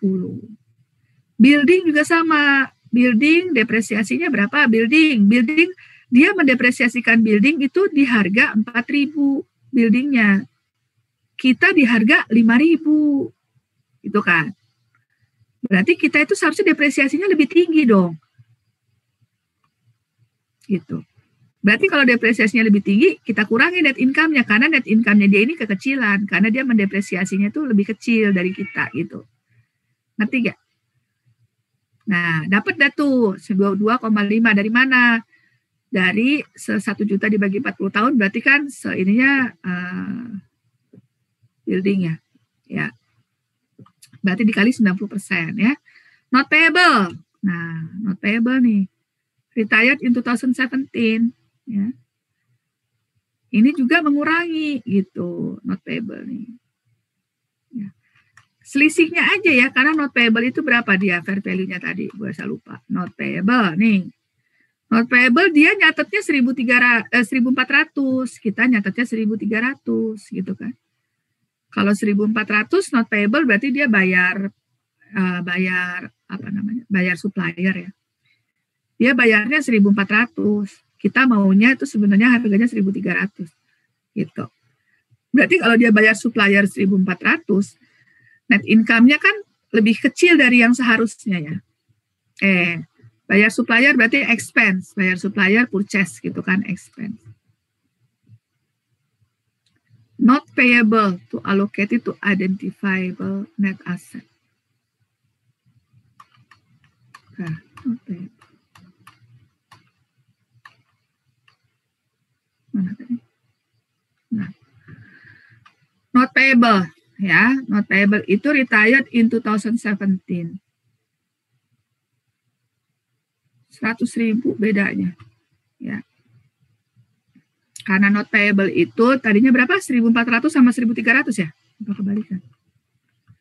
Book value-nya berapa tadi? Ya, book value-nya 1.400, fair value-nya 1.300.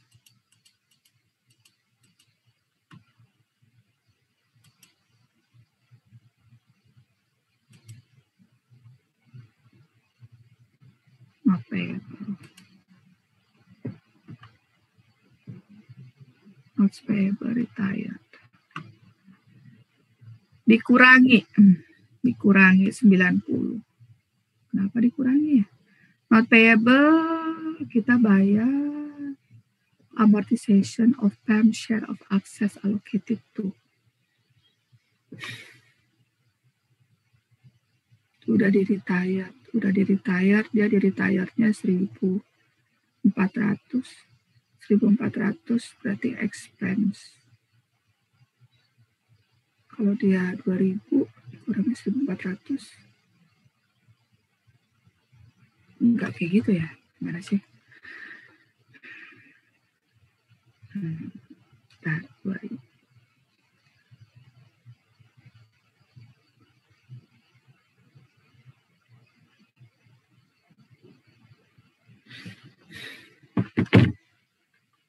Not payable retired in 2017.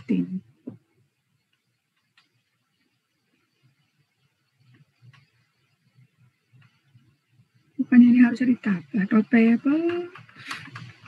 Antar logikanya gimana sih logikanya? Excess allocated 100. Karena dia liabilities ya. Karena dia liabilities 100 ditambahin. Ya, tambahin value. Fair value. Not payable 1.400 harusnya 1.300.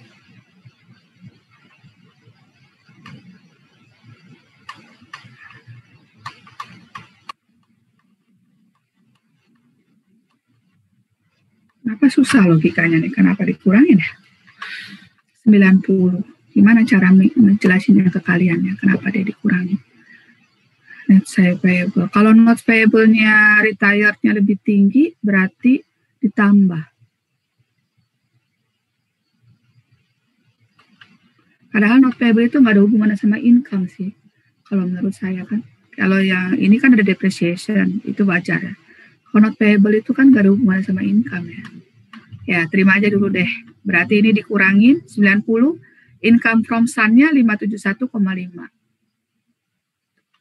Oh, gini. Eksesnya itu kan tadi udah dialokasikan ya. Eksesnya itu sudah dialokasikan. Nah, ini alokasinya nih.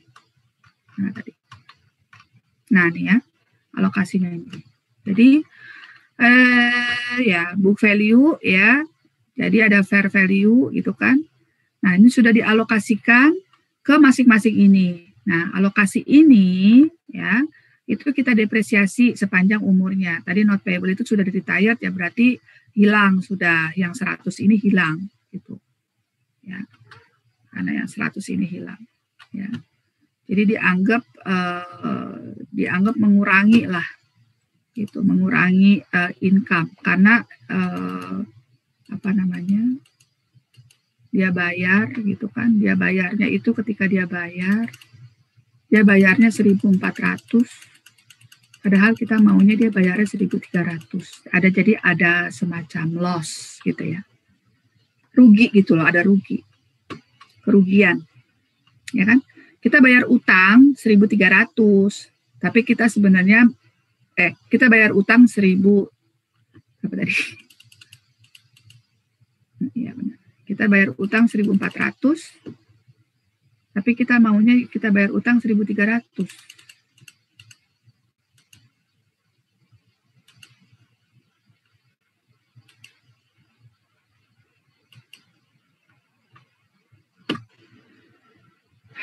$90 sisanya, kerugian 1.400, 1.300. Berarti dia rugi. Iya.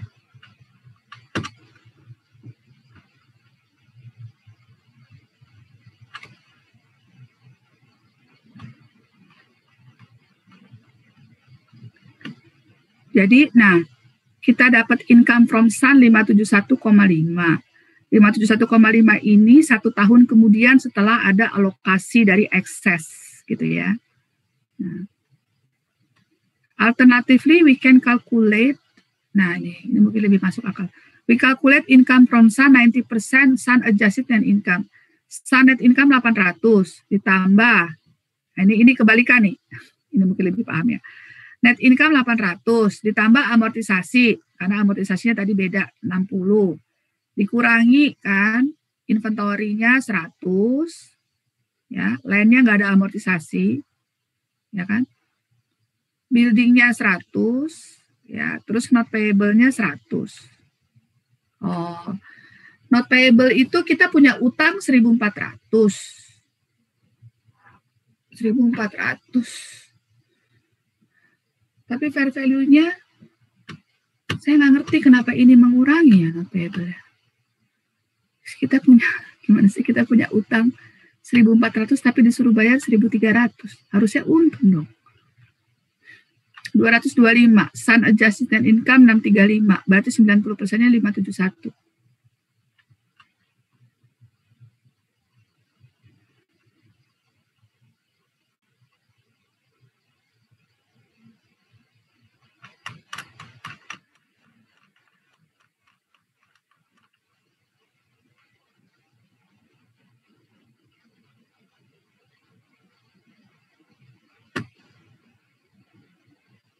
Oh, kebalik. Iya benar kan?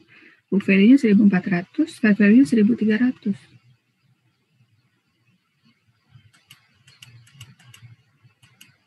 Salah ini logikanya. Saya tanyain ya ke dosen lainnya. Kenapa begitu? Coba ya, kita lanjutin aja dulu. Jadi 9% dari Sun adjusted net income. Nah, NCI-nya gimana? NCI-nya sama kayak tadi ya. Non-controlling interest-nya 1133, kemudian ditambahin 10%, 80, dikurangi excess fair value 16,5, kemudian ada dividen. Ini kayak bikin equity, metode ekuitas saja untuk NCI. Ya.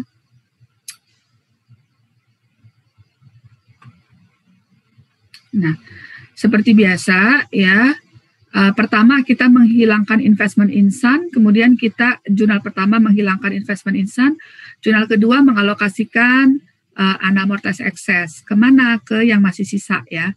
Land-nya masih ada, building-nya masih ada, equipment-nya masih ada gitu kan. Nah, kita alokasikan. Nah, ini 1 tahun kemudian nih. Ya, 1 tahun kemudian.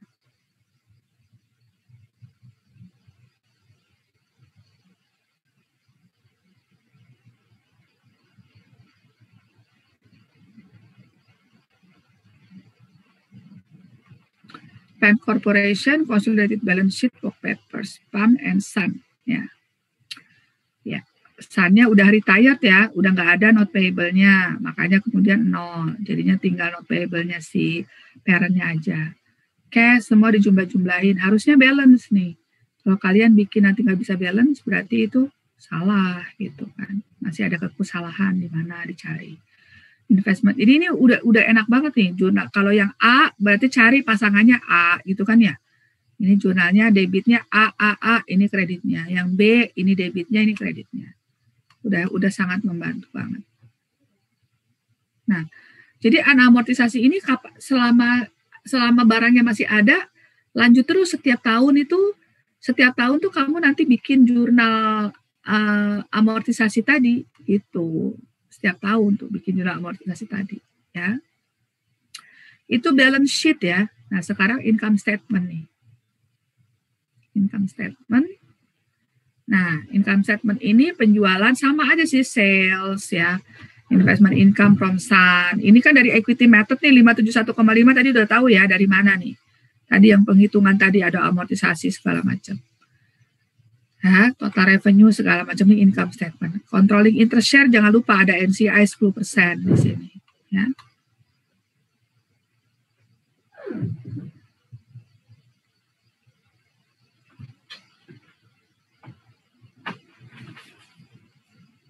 Oke. Push down accounting. Push down accounting is the process of recording the effect of the purchase price assignment directly on the book of the subsidiary. Push down accounting affect the book of the subsidiary and separate subsidiary statement, gitu ya. Misalnya gimana nih? POP Corporation give 5,000 shares of POP ya for all the capital stock. Jadi capital stocknya Sun ini dibelinya dengan bukan pakai duit tapi dia kasih sahamnya dia gitu kepada pemilik modalnya Son ya. Ini saya beli sini pemilik modalnya Son, nah, kesiniin sahamnya ditukar sama sahamnya si POP. Ya. Jadi nanti pemilik sahamnya Sun itu punya sahamnya POP gitu kan. POM stock is quoted at National Exchange 55 per share, berarti ada additional paid-up capital. We summarize Sun's balance sheet and fair value information. Nah, ini parent nih, ini anaknya. Ada beda nggak antara book value dengan fair value? Ada. Di mana? Inventories, land. Inventoriesnya beda 20, landnya beda 40. Kemudian buildingnya ya beda 20, equipmentnya beda naik segala macam ya. Current liabilities-nya sama. Oke. Seperti biasa si POP itu mencatat investment in Sun pada cash, capital stock, additional paid-up capital. Ya, ini dicatat sesuai dengan parnya 50, yang ini selisihnya dengan nilai wajarnya 225. Sampai sini biasa aja ya. Nah, kemudian ada yang namanya an entry must also make Sun book record a new asset. Nah, ini kalau si Sonnya ini kemudian berubah gitu neracanya, push down values. Ya. Jadi kalau yang tadi kan si Sony-nya itu lanjut aja terus gitu kan pakai book value. Kalau yang ini enggak, yang sekarang itu push down accounting itu si Sony-nya bikin jurnal gini. Ya. Inventory, land, capital, return earning, building, push down capital. Jadi nanti si Sony-nya itu si anaknya itu sudah pakai fair value setelah after consolidation, ya. Nah, tuh udah sama dengan fair value-nya. Oke. Nah, ini mah Excel ya. Copy comment. Software. Ya, ini caranya pakai copy comment.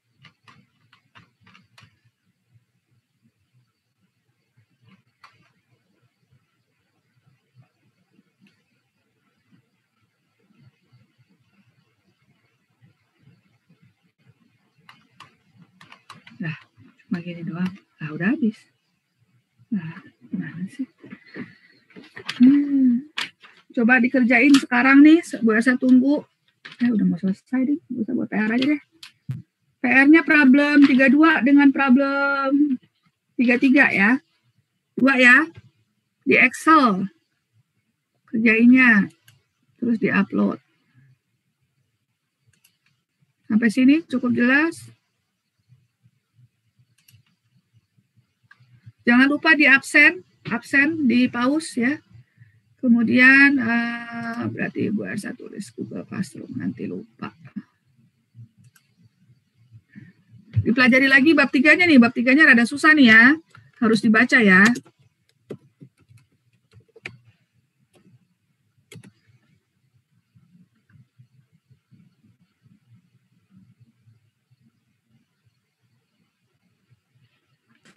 Ibu boleh minta PPT tadinya nggak? Bisa. Bentar Bu Elsa ini. Bu Elsa Makasih ya, Bu. buka Google Classroom-nya dulu. Oke. Udah absen semua? Oke. Sampai ketemu minggu depan berarti untuk bab 4. Bab 3-nya dibaca ya. Terus problemnya, soalnya sebentar. Ya. P32 tuh consolidated balance sheet. P33 allocating assets of investment. Income statement-nya consolidation. Statement yang mana?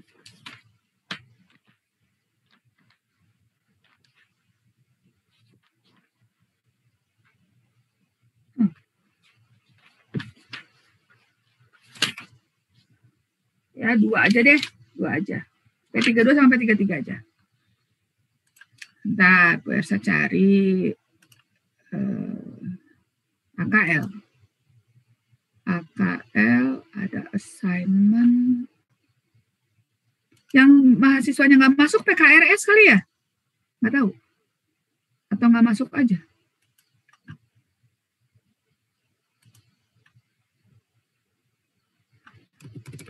Assignment P32 ya?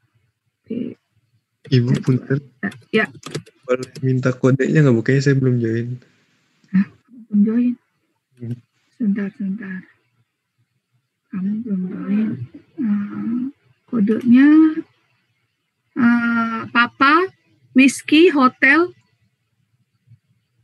Omega, Charlie, Mama, Charlie. Papa, Whiskey, Hotel, Omega, Charlie, Mama, Charlie.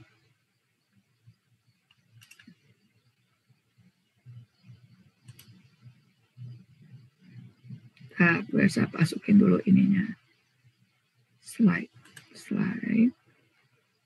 Slide-nya nggak begitu banyak membantu. Jangan belajar dari slide lah ya. Kalau bisa, ya boleh sih. Saya kasih ini. Tapi slide-nya jelek. Baca dari bukunya aja. Bukunya lebih lengkap, lebih bagus gitu.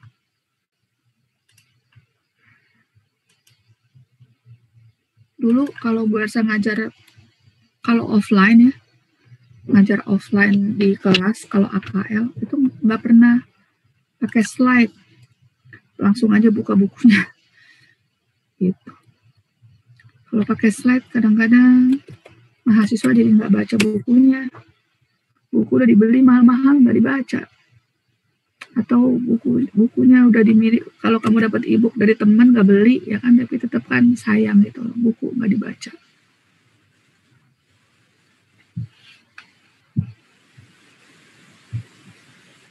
Ada pertanyaan terakhir? Tadi yang dapat poin-poin dicatat ya, dilaporin ke ketua kelas. Ketua kelasnya siapa sih?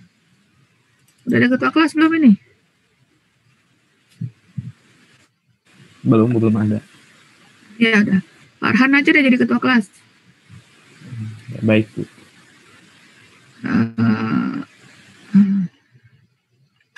Kita kenapa sih Google Classroom-nya? Oke. Bu Elsa upload PPT-nya ya. Ini ada masalah. Sebentar lagi deh. Udah ding. Sebentar. Slide chapter. Ya. Oke. Sampai ketemu chapter 4 ya. Minggu depan. Yo, makasih. kasih Bu. Oke, sehat semuanya. Terima kasih Bu. Terima kasih. Baik, terima kasih Bu. Terima kasih Bu. Terima kasih Bu. Gimana ini?